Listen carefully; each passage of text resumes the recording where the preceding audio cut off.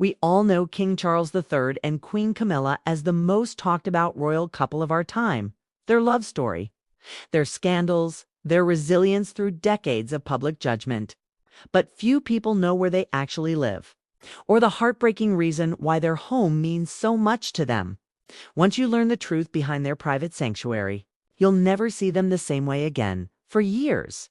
The world watched their love story unfold in the shadows, a romance that defied royal tradition, tore through headlines, and endured more heartbreak than any fairy tale could handle.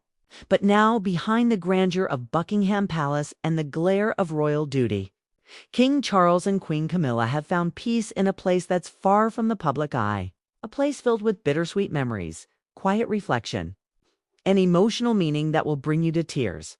Their true home isn't the glittering halls of Windsor or the historic Buckingham Palace. It's Highgrove House, a stunning estate nestled in the English countryside near Tetbury, Gloucestershire.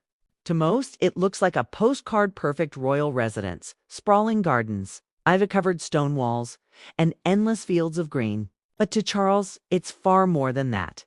Highgrove is where he escaped from duty, from heartbreak, from a life that was never truly his own. He bought the property in 1980, shortly before marrying Princess Diana, but even then, the seeds of sadness were already sown, while the world celebrated what seemed like a royal fairy tale. Charles was still in love with another woman, Camilla Parker Bowles. Highgrove became his refuge, the one place he could breathe when the pressures of royal life became unbearable. Over time, it also became the quiet stage for a forbidden love that would scandalize a nation. During those early years, Highgrove was both a dream and a heartbreak. Charles poured his soul into transforming the gardens, creating a sanctuary that reflected his deep love of nature. Every tree, every flower bed, every winding path was personally chosen by him. Yet behind the beauty, the house carried tension and sorrow.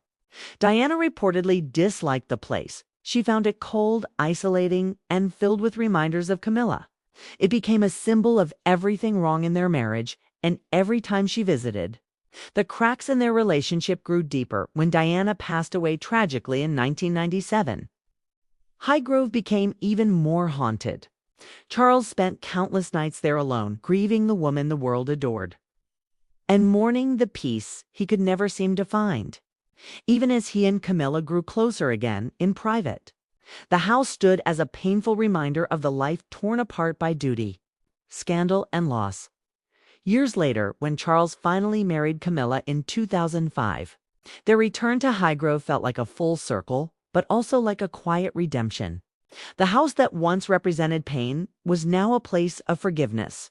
They didn't move into Buckingham Palace or Windsor Castle as many expected. Instead, they chose to live most of their private lives at Highgrove.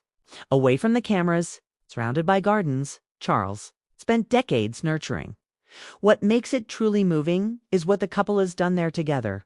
They've turned the estate into a living symbol of renewal. Camilla has added her own gentle touch to the interior, creating warm, cozy rooms filled with family photos, books, and personal mementos. Visitors describe it not as a royal residence, but as a home full of heart. It's where they host small dinners, where Charles paints watercolors by the window, and where they find moments of quiet laughter that the public rarely sees. But perhaps the most emotional part of Highgrove lies in the garden memorials areas Charles designed in honor of loved ones he's lost. Among them are tributes to his grandmother, the late Queen Elizabeth, the Queen Mother, and to Diana, Princess of Wales. Despite all the pain and complexity of their shared history, Charles never erased her memory from his life. In a quiet corner of the estate, a small fountain and stone bench remain, surrounded by white roses, a silent nod to the woman who changed the monarchy forever. Today, even as Charles and Camilla balance the heavy responsibilities of being king and queen, Highgrove remains their sanctuary, the one place where titles, scandals, and royal expectations fade away.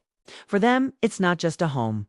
It's a testament to survival, forgiveness, and enduring love.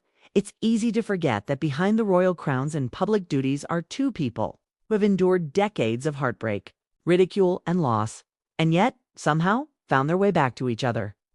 When they walk through the gardens of Highgrove now, hand in hand, It's not just a royal stroll, it's the final chapter in a love story that refused to die, and when you realize everything that house has seen, the broken marriages, the whispered secrets, the grief, and the redemption, it's impossible not to feel a lump in your throat because Highgrove isn't just where Charles and Camilla live. It's where they finally found peace,